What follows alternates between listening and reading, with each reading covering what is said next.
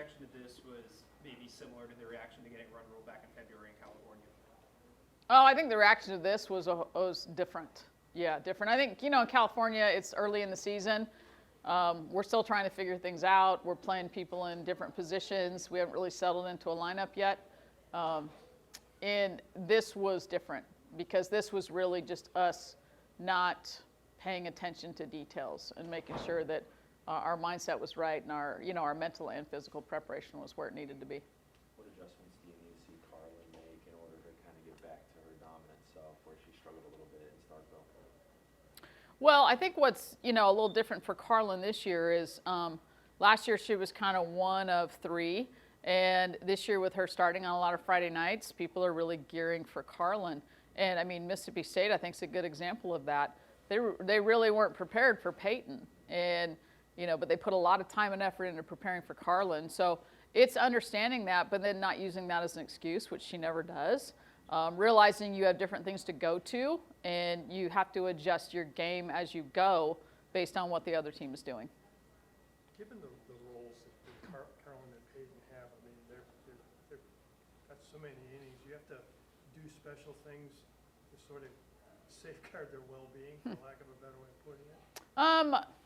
I think we're kind of blessed that we have two. A lot of staffs have one who they're really going to be going to at critical moments, and then maybe two or three others that are picking up innings here and there. But yeah, we did sit down and talk to them a couple weeks ago about, okay, these next 8 weeks, what are all the things that each of you can be doing from a sleep standpoint, a nutrition standpoint, a hydration standpoint, everything in order to make sure that you have the stamina that you want to have when we get into postseason play. Do they get that, that they maybe have to make some adjustments along those lines because they are carrying such heavy workload? Absolutely. And I think they were both really excited about the prospect of, okay, let's just, and it's not major things. It's not like you're going to gain 10 pounds of muscle in the next 2 weeks, and that's not what we need. It's just not letting anything slip. I mean, the simplest thing of drinking enough water. I mean, hydration is an athlete's best friend, but just them understanding how important it is that they pay attention to every little thing, and they were excited about the idea of kind of having a specific plan for each of them. What are your thoughts on the team limiting social media? I'm really proud that they decided that on their own. I mean, as a coach, you try to introduce things to them and get them thinking about things. And that's something we do each year as we watch The Social Dilemma in January. And what's interesting to watch is that, there's some people in that room who've seen it now 3 and 4 times. And each time it makes a deeper and deeper impact.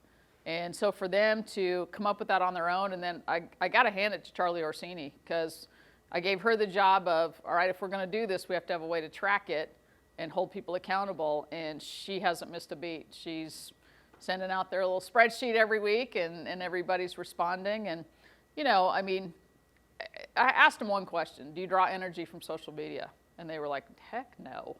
And I said, okay, then do we really want to spend 25, 30 hours a week on it? So I think it just made them look at things in a different way. But I'm proud of them for taking the action and then holding themselves and each other to a different standard. Zeta said it's helped make everyone closer because they're not automatically reaching for their phones and they're all talking all the time. Just how have you seen maybe the chemistry benefit from this, or the impact of actually limiting it like this year? Well, it's interesting you say that, because it was at the time that we had the program come in and did 2 days of pretty intense, grueling leadership and team building. And they learned through that exercise that in times of adversity, they need to turn to their left and right and rely on their teammates to get through things together. So it was about the same time, and I really asked 2 questions. Where do you draw energy? And they said, my teammates. Okay, do you draw energy from social media? No. Well, if we're not on social media as much, maybe we'll be spending more time with our teammates and developing deeper connections and deeper relationships, because those are the people we need to go to when things get tough. So, yeah, I mean, I think we've definitely seen that, and they speak to it much more clearly than I can, because they're the ones living it. And last year, you guys talked so much about how this is a player-led team. It definitely is the same feeling this year. Do you feel like this was an example of a way they maybe took that to another level of being a player-led team? Absolutely, because a lot of teams can say, oh, they want to do something and that sounds like a great idea, but it takes people within that locker room to actually put it into action and then hold themselves and each other accountable. And that's when really cool things happen, when they're willing to do that. Here are the challenges for this weekend's opponent. You know, LSU is a veteran team like us. In so many respects, we're really similar. They have a great sophomore pitcher in Sydney Berzon. She and Carlin came in the league the same time. They have a pretty versatile and deep pitching staff. Transfer in Kelly Lynch, who's doing some really good things for them. They're a dominantly left-handed lineup, which will be a different look. We haven't seen anybody that, you know, is going to start 7, 8 left-handed hitters in their lineup. So that's going to be a little bit different, but I mean, we've got some lefties that we have in our locker room too that we can work against. But they're very experienced, and you know, this time of year, everybody's just fighting like heck for, you know, their spot in the conference standings, fighting for, you know, postseason seeding. And LSU is one of those teams that played a really good schedule out the gate, got off to a great start. So they've put themselves in a good position for a top 8, certainly a top 16 seed, but they're fighting for a top 8. So there'll be a lot on the line here.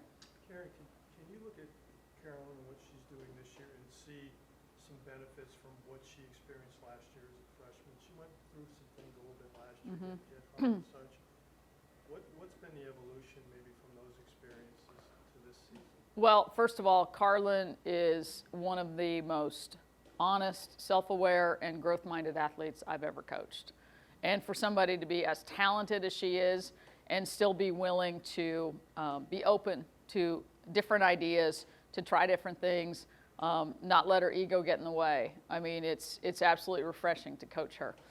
So, you know, with you take an athlete like that, they're going to improve.